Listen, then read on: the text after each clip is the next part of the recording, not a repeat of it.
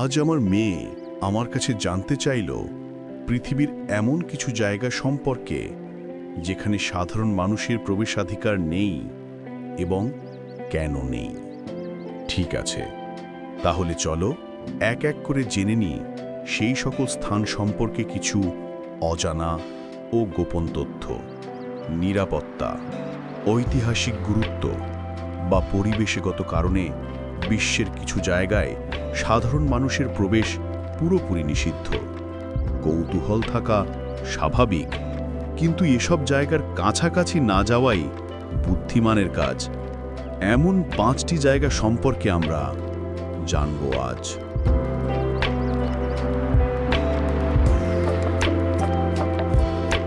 Number 1, snake island বা Ilha দে কুয়েমাদা Grande. প্রায় 11,000 বছর আগে সমুদ্রের উচ্চতা বৃদ্ধির কারণে দ্বীপটি ব্রাজিলের মূল ভূখণ্ড থেকে বিচ্ছিন্ন হয়ে যায়।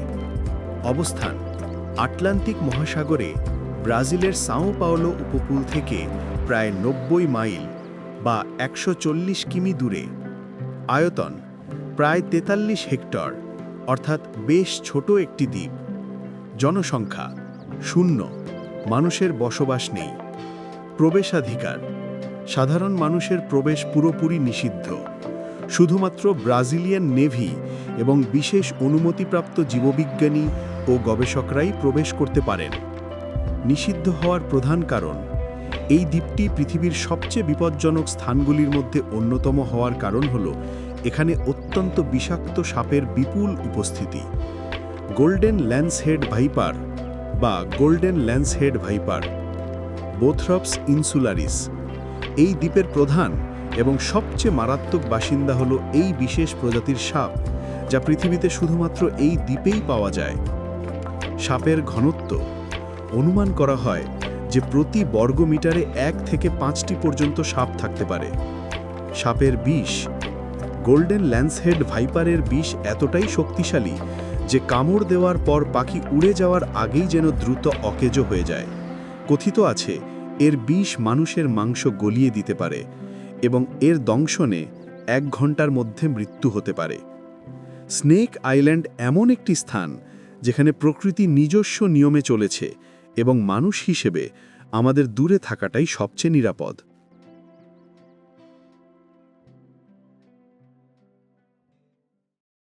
নাম্বার 2, বিশ্বের অন্যতম বিখ্যাত এবং রহস্যময় নিষিদ্ধ স্থান হল area 51।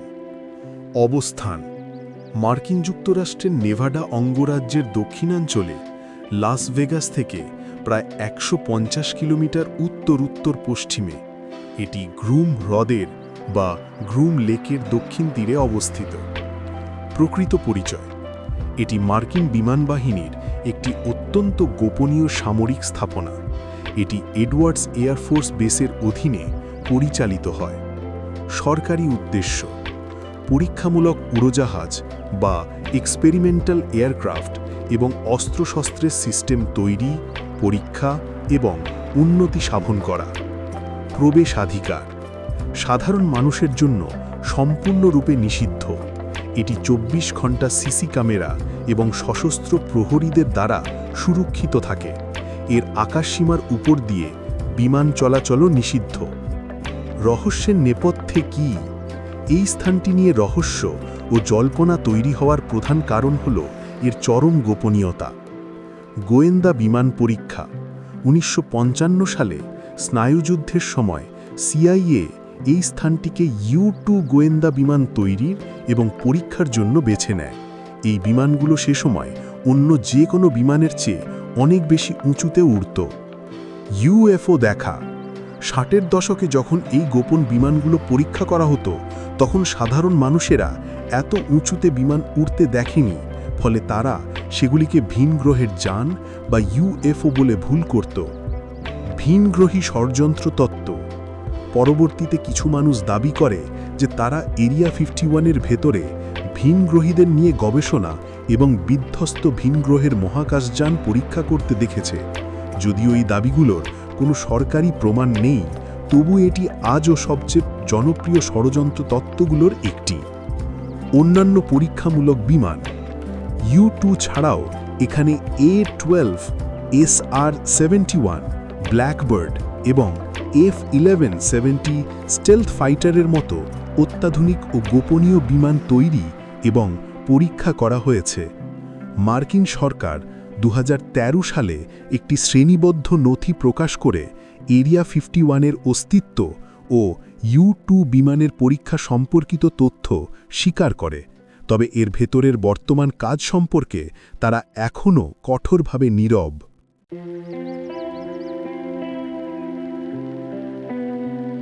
Number 3, Vatican Apostolic Archives. এই আর্কাইভটির আসল নাম ছিল ভ্যাটিকান সিক্রেট আর্কাইভস, কিন্তু 2019 সালে পোপ ফ্রান্সিস এর নাম পরিবর্তন করে ভ্যাটিকান অ্যাপোস্টলিক আর্কাইভস রাখেন। অবস্থান: ভ্যাটিকান সিটি, রোম, ইতালি। প্রতিষ্ঠা: আনুমানিক 1612 খ্রিস্টাব্দে পোপ পঞ্চম পল দ্বারা। সংগ্রহের দৈর্ঘ্য আনুমানিক 85 কিলোমিটার বা 53 মাইল তাক জুড়ে নথিপত্র সংরক্ষিত আছে। আসল অর্থ: ল্যাটিন শব্দ সিক্রেটাম বলতে এখানে গোপন বা সিক্রেট বোঝায় না, বরং ব্যক্তিগত বা প্রাইভেট বোঝায়, অর্থাৎ এটি ছিল পোপের ব্যক্তিগত সংগ্রহশালা, রাষ্ট্রের নয়। কি সংরক্ষিত আছে? এই সংগ্রহশালায় প্রায় 12 শতাব্দীর ইতিহাস সংরক্ষিত আছে। এখানে যা আছে তা মূলত ভ্যাটিকান সিটি ও হোলি সি এর প্রশাসনিক ও কূটনৈতিক নথিপত্র, পোপদের চিঠিপত্র ও অধ্যাদেশ, বহু শতাব্দীর পোপদের জারি করা নির্দেশাবলী, সংবিধান এবং ব্যক্তিগত ও সরকারি চিঠিপত্র। ঐতিহাসিক দলিল: বিভিন্ন দেশ, রাজা রানী ও ঐতিহাসিক ব্যক্তিত্বের সাথে পোপদের আদান প্রদান করা পত্রাবলী, যেমন ইংল্যান্ডের রাজা অষ্টম হেনরির বিবাহ বাতিলের আবেদনপত্র, স্কটল্যান্ডের রানী মেরির শেষ চিঠি এবং আব্রাহাম লিঙ্কনের চিঠি। গ্যালিলিওর বিচার: সপ্তদশ শতাব্দীর বিজ্ঞানী গ্যালিলিও গ্যালিলিয়ের বিরুদ্ধে অনুষ্ঠিত বিচারের সম্পূর্ণ নথি। মার্টিন লুথারকে বহিষ্কার: 1521 সালে পোপ দশম লিও এর দ্বারা মার্টিন লুথারকে চার্চ থেকে বহিষ্কার করার আদেশপত্র বা পাপাল বুল। প্রাচীনতম নথি: আর্কাইভে সংরক্ষিত সবচেয়ে পুরনো নথিটি হল 809 খ্রিস্টাব্দের ভেনিসের একটি চার্চে দেওয়া অনুদানের দলিল। এটি বিশ্বের সবচেয়ে কড়া নিরাপত্তা বেষ্টিত আর্কাইভগুলির মধ্যে একটি। প্রবেশের নিয়ম: সাধারণ মানুষ, এমনকি সাংবাদিক বা সাধারণ শিক্ষার্থীও এখানে প্রবেশ করতে পারে না। গবেষকদের জন্য শুধুমাত্র প্রতিষ্ঠিত ইতিহাসবিদ বা পিএইচডি গবেষকদের বিশেষ অনুমতি নিয়ে প্রবেশের অনুমতি দেওয়া হয়। নির্দিষ্ট বিধি: গবেষকদের কঠোর নিয়ম মেনে চলতে হয়, যেমন প্রতিদিন নির্দিষ্ট সংখ্যক, সাধারণত 3টি নথির বেশি দেখার অনুমতি নেই এবং নথির ক্যাটালগও বেশিরভাগ ক্ষেত্রে ল্যাটিন ভাষায় লেখা থাকে। সাধারণের কাছে এটির নাম গোপন থাকলেও গবেষকরা এখানে প্রবেশ করতে পারেন, তবে কি দেখবেন সেই বিষয়ে ক্যাটালগ ঘাঁটতে গিয়ে মাঝে মাঝে হিমশিম খেতে হয়, যা এটিকে এক মহারহস্যের আবরণে ঢেকে রেখেছে।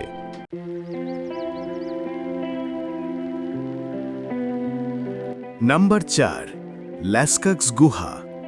মানব ইতিহাসের অন্যতম গুরুত্বপূর্ণ শিল্পকর্মের জন্য প্রাচীন প্রস্তর যুগের গুহাচিত্রের এক অসাধারণ ভাণ্ডার। অবস্থান: দোর্দন অঞ্চল, দক্ষিণ পশ্চিম ফ্রান্স, মন্তিনিয়াক শহরের কাছে ভেজারের নদীর উপত্যকায়। গুহাচিত্রের বয়স আনুমানিক খ্রিস্টপূর্ব 17,000 বছর বা প্রাচীন প্রস্তর যুগ। আবিষ্কার: 1940 সালের 12ই সেপ্টেম্বর 4 জন কিশোর একটি কুকুরের পিছু নিতে গিয়ে এটি আবিষ্কার করে। ইউনেস্কো মর্যাদা: 1979 সাল থেকে এটি ইউনেস্কো বিশ্ব ঐতিহ্যবাহী স্থান হিসাবে তালিকাভুক্ত। গুহাচিত্রে কি আছে? ল্যাস্কাক্সের চিত্রগুলো সে যুগের মানুষের শিল্প দক্ষতা এবং বুনন কানি সম্পর্কে তাদের জ্ঞানকে তুলে ধরে। চিত্রের সংখ্যা: গুহার ভেতরে প্রায় 6000-এরও বেশি ছবি এবং প্রতীক চিহ্ন রয়েছে, যার মধ্যে প্রায় 900-টিরও বেশি প্রাণীর ছবি স্পষ্টভাবে বোঝা যায়। প্রধান বিষয়বস্তু: প্রধানত প্রাণীর ছবি, যেমন বিশাল বুন্ন ষাঁড়, ঘোড়া, হরিণ, বাইসন, গন্ডার এবং কিছু বিমূর্ত প্রতীক। মানুষের ছবি খুবই কম। বিশেষ কক্ষ। গুহার সবচেয়ে বিখ্যাত অংশ হল হল অফ দ্য বুলস। এখানে কয়েকটি বিশাল আকারের বুন্ন ষাঁড়ের ছবি রয়েছে, যার মধ্যে একটি প্রায় 5.2 মিটার বা 17 ফুট লম্বা। রঙের উৎস। ছবিগুলো আঁকতে শিল্পীরা লাল, হলুদ, কালো এবং বাদামি খনিজ পিগমেন্ট যেমন লৌহ অক্সাইড এবং কাঠকয়লা ব্যবহার করেছিলেন। আবিষ্কারের পর এটি সাধারণের জন্য খুলে দেওয়া হয়েছিল, কিন্তু ক্ষতির কারণ গুহার ভেতরে পর্যটকদের শ্বাস-প্রশ্বাস থেকে নির্গত কার্বন ডাই অক্সাইড, আর্দ্রতা এবং আলুর প্রভাবে চিত্রগুলোর ওপর শ্যাওলা ও ছত্রাক বা ফাঙ্গাস জন্ম নিতে শুরু করে। বন্ধের সিদ্ধান্ত। চিত্রকর্মগুলোকে রক্ষা করার জন্য 1963 সালে মূল ল্যাস্কাক্স গুহাটি স্থায়ীভাবে বন্ধ করে দেওয়া হয়। রেপ্লিকা বা অনুলিপি। দর্শনার্থীদের জন্য গুহাচিত্রের অভিজ্ঞতা দিতে এর কাছেই 3টি সূক্ষ্মভাবে তৈরি অনুলিপি বা রেপ্লিকা তৈরি করা হয়েছে। ল্যাস্কাক্স 2, ল্যাস্কাক্স 3 বা ভ্রমণকারী প্রদর্শনী এবং ল্যাস্কাক্স 4 বা international centre of cave art. বর্তমানে ল্যাস্কাক্স 4 হল সবচেয়ে আধুনিক এবং সম্পূর্ণ রেপ্লিকা। ল্যাস্কাক্স গুহা প্রাগৈতিহাসিক শিল্পকলার এক জীবন্ত জাদুঘর, যা আমাদের প্রাচীন পূর্বপুরুষদের জীবনযাত্রা ও সংস্কৃতি সম্পর্কে মূল্যবান তথ্য দেয়।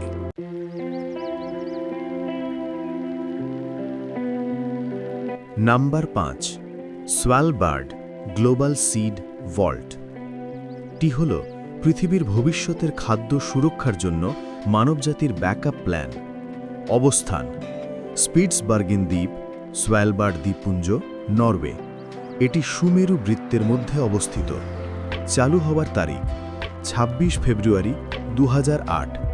মালিকানা ও ব্যবস্থাপনা: নরওয়ে সরকার এই ভল্টের মালিক। নর্ডিক জিন ব্যাংক এবং ক্রপ ট্রাস্ট এর সাথে যৌথভাবে এটি পরিচালিত হয়।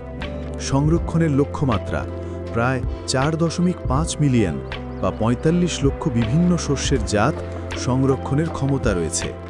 বর্তমান মজুদ: বর্তমানে এখানে বিশ্বের প্রায় প্রতিটি দেশের 1.3 মিলিয়নেরও বেশি বীজ নমুনা সংরক্ষিত আছে। উদ্দেশ্য ও গুরুত্ব: এই ভল্টের মূল উদ্দেশ্য হল বিশ্বের বিভিন্ন স্থানে থাকা জিন ব্যাংকগুলিতে সংরক্ষিত শস্যের বীজের একটি নিরাপদ এবং দীর্ঘমেয়াদী প্রতিলিপি বা ব্যাকআপ তৈরি করা। খাদ্য নিরাপত্তা: প্রাকৃতিক দুর্যোগ, জলবায়ু পরিবর্তন, যুদ্ধ, মহামারী বা অন্য কোনো বিপর্যয়ের কারণে যদি বিশ্বের কোনো জিন ব্যাংকের শস্যের ভাণ্ডার নষ্ট হয়ে যায়, তাহলে এই ভল্ট থেকে বীজ পুনরুদ্ধার করে খাদ্য উৎপাদন পুনরায় শুরু করা যাবে। শস্যের বৈচিত্র্য রক্ষা: এটি বিশ্বের কৃষি বৈচিত্র্য রক্ষা করে, যা ভবিষ্যতের খাদ্যশস্যকে রোগ প্রতিরোধী এবং পরিবর্তিত জলবায়ুর সাথে মানিয়ে নিতে সহায়তা করবে। বীজ পুনরুদ্ধার: সিরিয়ার গৃহযুদ্ধের সময় একটি আন্তর্জাতিক জিন ব্যাংক থেকে প্রথম বীজ উত্তোলন করা হয়েছিল, যা এই ভল্টের গুরুত্ব প্রমাণ করে। ভল্টের বিশেষত্ব: স্থান ও নকশার কারণে এটি বীজ সংরক্ষণের জন্য আদর্শ। অবস্থান ও ভূতত্ত্ব: ভল্টটি একটি পর্বতের 100 মিটারেরও বেশি গভীরে তৈরি করা হয়েছে। এটি ভৌগোলিকভাবে অত্যন্ত স্থিতিশীল অঞ্চলে অবস্থিত। পার্মাফ্রস্ট: আর্কটিক অঞ্চলে স্থায়ী বরফ ভল্টটিকে প্রাকৃতিকভাবে ঠান্ডা রাখতে সাহায্য করে। স্বাভাবিকভাবে এর ভেতরের তাপমাত্রা হল প্রায় -18 ডিগ্রি সেলসিয়াস, শূন্যের নিচে 18 ডিগ্রি। সুরক্ষা: এটি সমুদ্রপৃষ্ঠ থেকে 130 মিটার উপরে অবস্থিত, ফলে সমুদ্রের উচ্চতা বৃদ্ধি পেলেও ভল্টের ভেতরে জল প্রবেশ করার ঝুঁকি নেই। ব্যাংকের মতো ব্যবস্থা: এই ভল্টটি অনেকটা একটি সেফ ডিপোজিট বাক্সের মতো কাজ করে।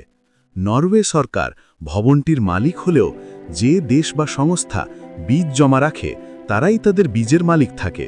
তারা অনুমতি ছাড়া অন্যদের বীজ দেখতে বা ব্যবহার করতে পারে না।